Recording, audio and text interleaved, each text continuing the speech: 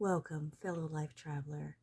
My name is Lady Andromeda, and this is Natural Witch Tarot. If someone has been on your mind a lot lately, and the question isn't why you care about them, but how much longer you can stay, then this reading is for you. What you've been calling patience may already be asking more of you than it should. So, by the end of this reading, you'll have a clearer sense of whether this connection is still being met from both sides, or whether you've been carrying it alone, and whether it may be time to leave. If this feels relevant, stay with me.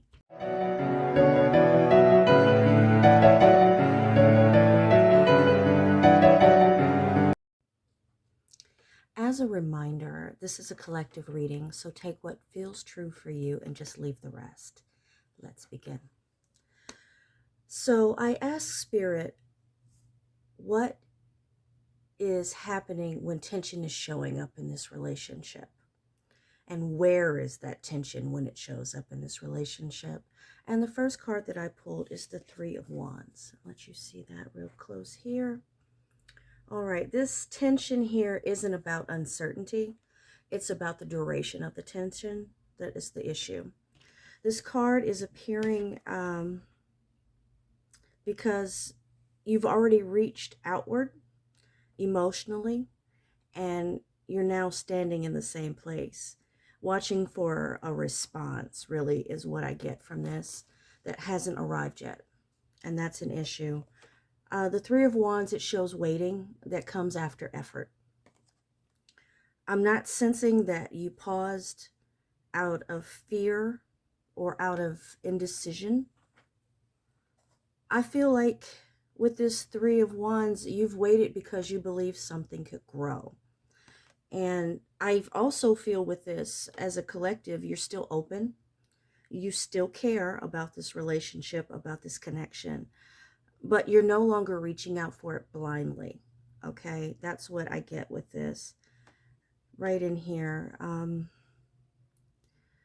But what it does do, and what I'm feeling, is this quiet tension. And it's not you asking yourself the question, should I try? You're asking,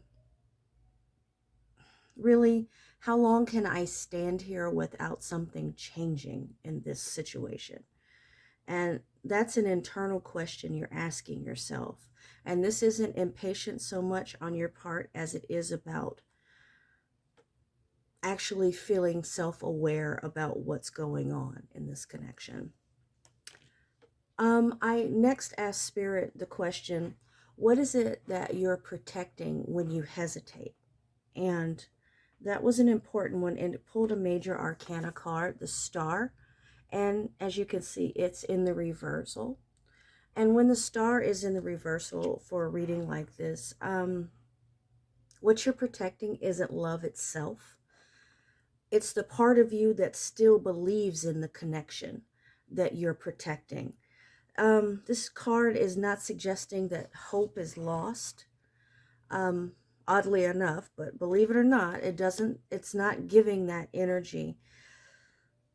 It's kind of more like it suggests that your hope is depleted. Your hope is tired, in a way of speaking. The kind that's not really relied on for long term, because you need to be replenished. So the hope, you need hope, and it's feeling just empty right now.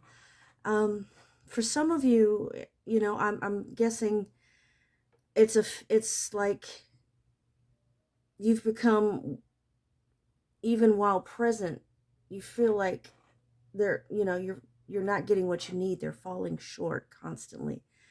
And over time, this is creating strain. This is what I'm getting, strain. Not because you don't care, okay? It's not that. But because caring has begun to cost you too much. So by hesitating, you're protecting, and this hesitation is a form of care. It's not withdrawal from the connection.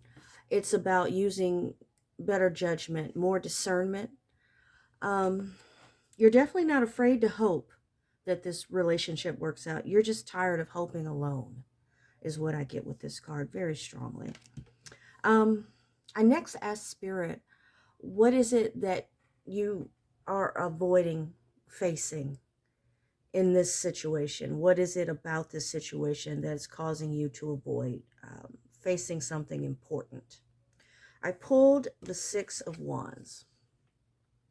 Let's see that real close there. Sometimes I feel like I don't put it close enough there. All right, with the Six of Wands, what's being avoided is a private truth, okay? This is a big one. And it's, you want to be chosen openly, not quietly endured. Hear me again. You want to be chosen openly, not quietly endured. This isn't about validation from others. It's about acknowledging to yourself that you want give and take that's visible and consistent and that you feel it. That's important to you.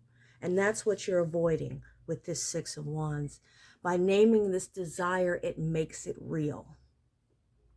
It makes it a real thing that you want. It ends the comfort that can be found in the ambiguity, if you will. So once you admit what it is that you want, you will also have to notice whether or not it's being offered by your connection. Avoidance here doesn't mean that you're in denial. It means that postponing a moment of clarity, because clarity would ask you to respond. It's one of those, you speak it and the truth shall set you free kind of feel. Also, with this Six of Wands, this card is asking you to recognize, gently recognize, really, your own worth, okay? Without minimizing yourself, just to keep the peace. That's important here. So, when we move on from what's being avoided, as far as facing what's being avoided, you're asking the cost of not choosing. So that was what came up for me. So I asked Spirit that question. What is the cost of the collective for not choosing? And that is the Ten of Swords. So you can get up in there. Ten of Swords. This is the cost of not making the choice. And this suggests that an ending has already occurred internally. Not like a big dramatic ending with a big flourish. I can't even talk, excuse me. This isn't a dramatic ending. This is a gradual ending. It happens when disappointment becomes all too familiar. When effort stops feeling hopeful. With it's just a heavy feeling. It's just when, when your effort stops feeling like hope for the relationship, it starts feeling heavy in the body, heavy in the spirit, heavy in the mind. It's like basically your body already knows what your mind hasn't fully claimed yet. Okay. So with the Ten of Swords, staying undecided doesn't prevent the ending. It extends the exhaustion that you feel. Okay, that's important here. It's just an extension of the exhaustion. You're just going to keep feeling this tiredness. The cost of not choosing is waking up each day carrying something that has already reached its limits inside of you. So your hesitation may be signaling that your heart has moved ahead of your current circumstances. So yeah, I get that strongly.